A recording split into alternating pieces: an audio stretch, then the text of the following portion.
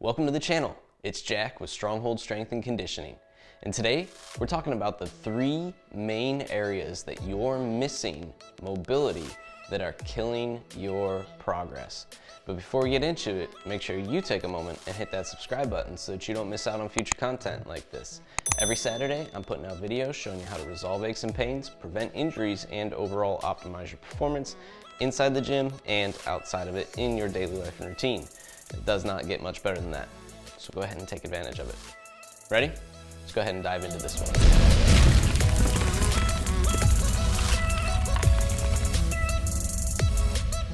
All right, like I said, in today's video, we're gonna be talking about the top 3 areas that most people are missing one or multiple ranges of motion that are killing their flexibility and their stability and overall limiting their mobility, which is a lot of abilities there that are getting affected.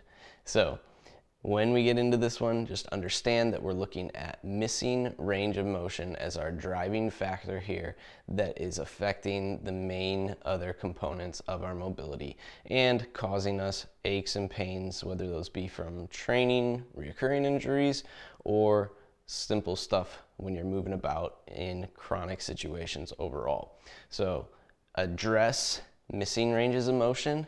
That's one of the first places to begin always with your mobility, and that's what we're going to look at today. Ready? Let's go ahead and start diving into these. All right, area number 1, the foot and ankle. And we're going to lump these two together, but really we could separate them out and make them each their own category. Most people are always talking about limited ankle mobility, especially their dorsiflexion. Why? Because they want to be able to squat deeper. And that is important overall.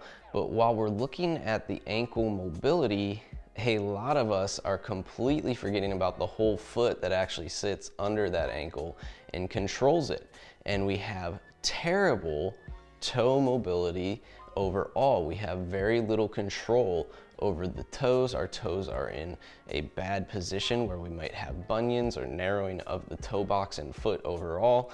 We might have flat feet that we have lost our arch completely. And yes, you can restore your arch if you have flat feet. I'll put a little video here that you can use to help do that.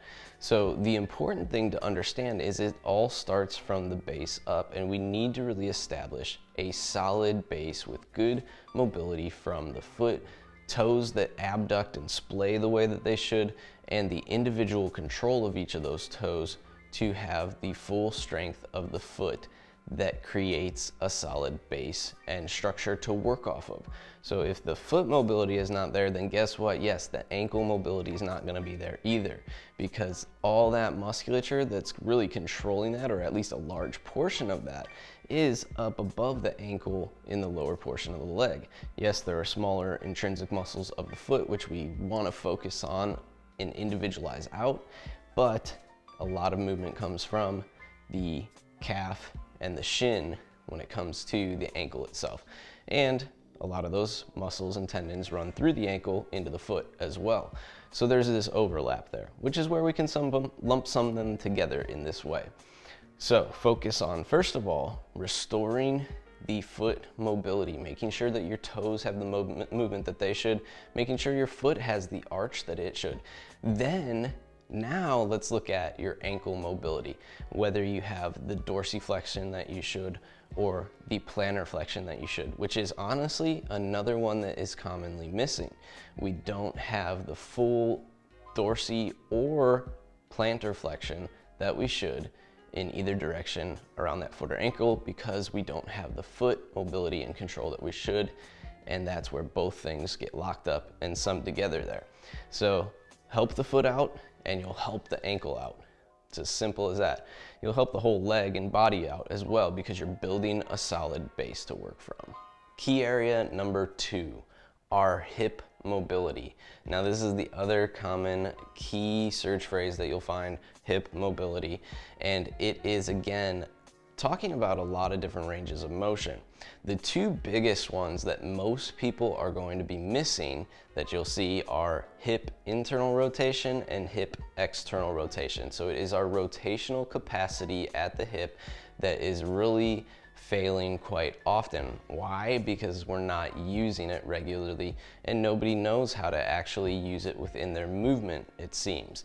We've lost that capability because we do a lot of sitting, and naturally our bodies are adapting to that seated position and making changes where, hey, we don't need it, we don't know how to use it, we don't know how to control it, so why would we waste energy on that? Now, the other one that seems to be missing with this as well is our hip extension often, okay? So there's kind of three pieces here. I would say the big two, again, are the internal rotation of the hip and the external rotation of the hip. The extension comes in third there, although not far behind, I would say, again, because of the adaptation to so much sitting that we do on a regular daily basis. The more you can open up your control in internal, external, and extension, the better off your hips are gonna be overall. Now, flexion would come in fourth in this category overall. Most of us are already in flexion with the hip, but that doesn't mean that we own that full range of flexion. And oftentimes it's simply a passive adaptation to the seated position where we have a flexion locked position, and our body knows how to stabilize there because it's always in that position. So it doesn't know how to really control extension to the best of the ability, and we start to lose that. This is a big one overall. Also, feeding the control of our foot. So if you want to fully restore your foot, you need to have full control of your hip, and vice versa. These two have a cyclical relationship with one another, where the foot needs to have control to also encourage and enhance the effectiveness of the stability around your hip. Better foot, better hip, better hip, better foot. The more you work on both together, the overall system of the leg gets better as well. No pains at the knee, and overall more stability and mobility from the lower limb. All right, and last but not least, our third key area, the shoulders. Now the shoulders, again, kind of lump sum a few different things in here because of all the articulating pieces of what actually make up the shoulder. So the very first place that we look at for shoulder health is always going to be our thoracic spinal column. So thoracic extension, again, a big missing one, as well as thoracic rotation. Restore extension first, make sure that's good, and then rotation will come along and improve as well. Now the key that is here, we're missing thoracic extension and rotation because, again, the adaptation of sitting regularly in front of computers, in front of phones, and this will also impact your overall cervical spinal column. So we have better thoracic positioning, we're gonna have better cervical positioning, and even below that in our lumbar spine. So it feeds upstream and downstream, but outward to the shoulders, it's impacting our overall scapular stability. So the big thing with our shoulders is that we have our scapula, and then we actually have our glenohumeral joint, where the shoulder is ball and socket to the scapula. Those shoulder blades and that ball and socket make up two different pieces of our shoulder in combination with our clavicle. The common missing or common problems we see at the shoulder are forward rounding of the shoulder, so almost an locked in position of protraction of the scapula, as well as elevation. So we hold a lot of tension in the upper traps, and we're disconnecting our shoulders from our core, or not effectively using our core, the bigger musculature of it. So here we need to work on restoring our scapular stability and being able to retract into that thoracic extension by depressing the scapula, restoring depression and the overall retraction of the scapula. That's one of the first places after the thoracic extension gets restored, because if the thoracic spine is always in the way, you're not going to be able to fully retract, and that's a problem. So from there, then we can look at, again, similar to the hip, missing internal rotation and external rotation. Rotation is important for both of these parts of our body because that is what creates the stability in our body.